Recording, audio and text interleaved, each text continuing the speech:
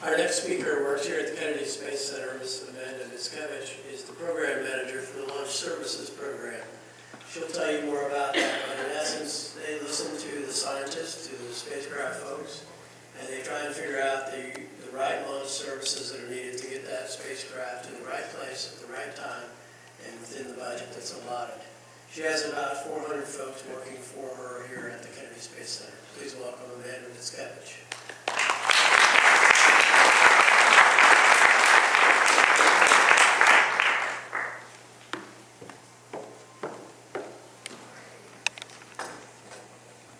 Good afternoon.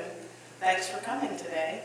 We really appreciate the support that you guys are all showing to the GRAIL team, and we're excited that you're going to be here for launch tomorrow. I think a lot of you will be watching that from NASA Causeway, and we'll talk a little bit more about how close that is to the launch site here shortly. I'm from the Launch Services Program. Our tagline is Earth's Bridge to Space.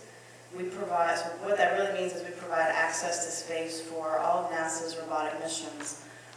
We've done that over the course of many years, and we are very fortunate to be able to interact with as many different teams as we've seen through the years. And I would say it's been a real pleasure to work with the GRAIL team.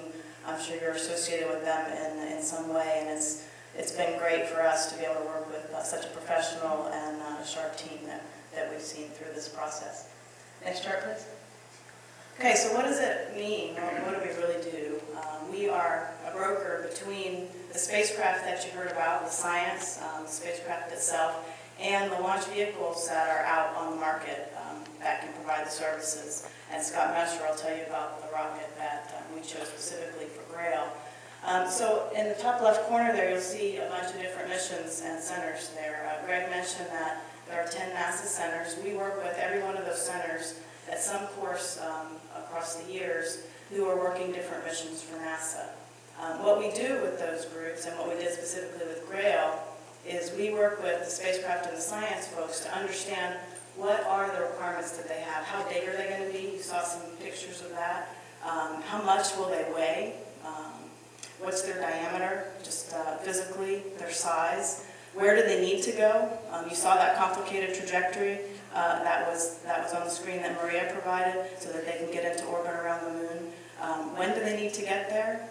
And we put all that, and actually I should say one of the most important things is how big is Maria's checkbook?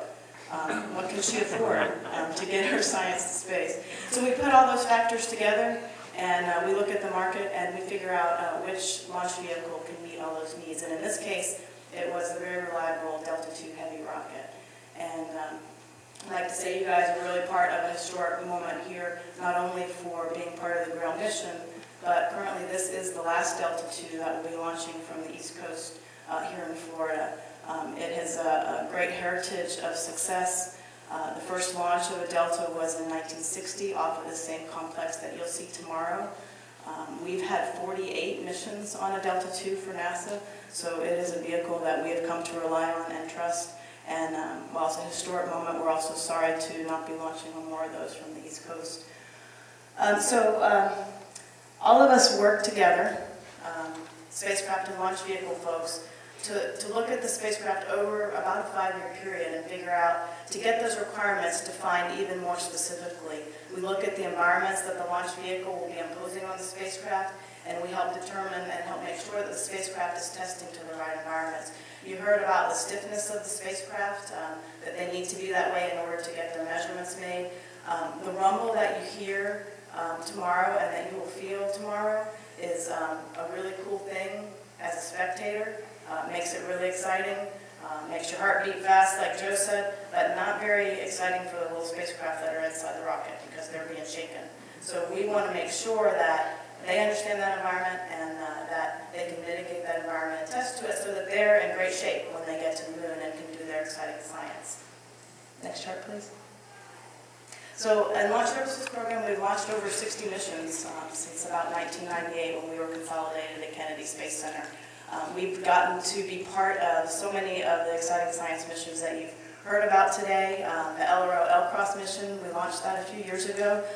You guys being moon fanatics, I think, may have seen the pictures already, but there's some really neat pictures that are out on the web now where you can actually see the tracks from the rovers from the landings of the people on the moon. We're also part of the Dawn mission. You saw some pictures there of asteroid Vesta that were released recently. So we get to be part of many of the really neat things that NASA's doing. And we have a really bright future in NASA.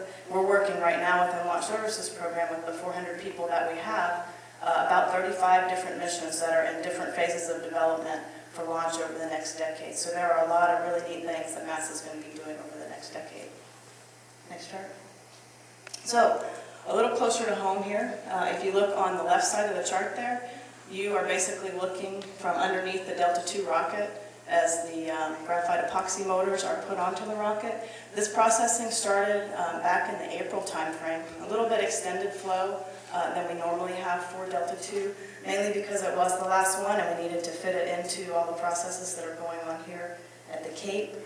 What that also required, though, is that the spacecraft, that the GRAIL spacecraft show up earlier than they normally would have shown up. And in fact, when they planned this mission, they did not intend to have to make to the launch vehicle as early as they ended up having to. And so this mission achieved a real milestone, not only making the launch date on time, which is very unique, very, very difficult to do, but they actually showed up early and were able to accomplish everything they needed to do in order to get to the launch date tomorrow. So that's something they should be very proud of. On the right side, you saw this a little earlier. This is the spacecraft inside the Delta II fairing. They are about washing machine size, is how I've heard them described, so that gives you kind of a perspective on how much room they take up within that fairing. Next chart, please. So, what will happen tomorrow? Very early tomorrow, in fact. You guys will probably, most of you will be out at the NASA Causeway. What you'll want to do is look south, kind of across the road that you'll be near. You'll see two launch complexes that are identical, two launch towers. That's what you'll be looking for the Delta II launch.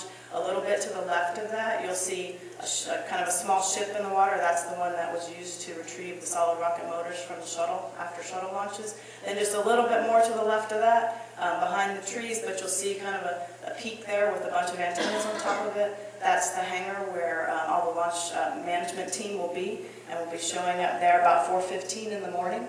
Pretty early while you guys hopefully are still sleeping.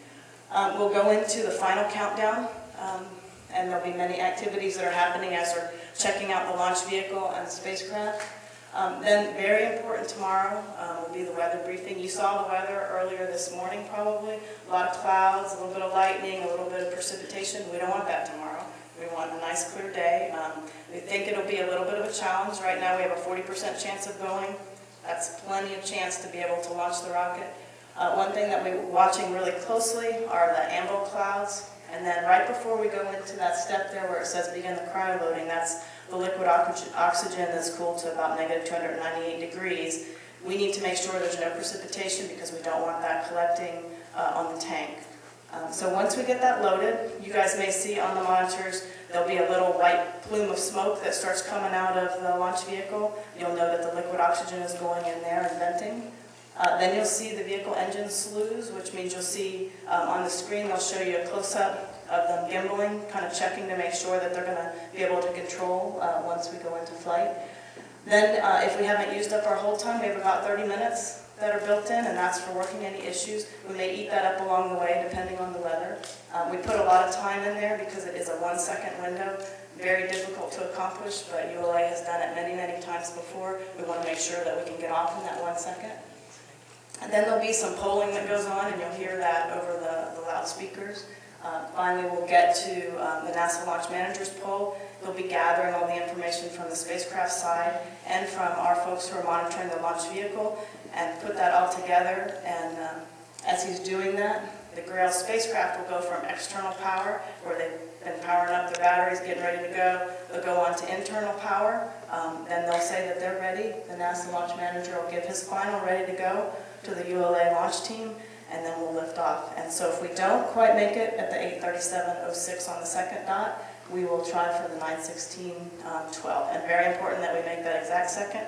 We have 2 chances, and we're really positive we think we're going to make it. So go Delta, go GRAIL.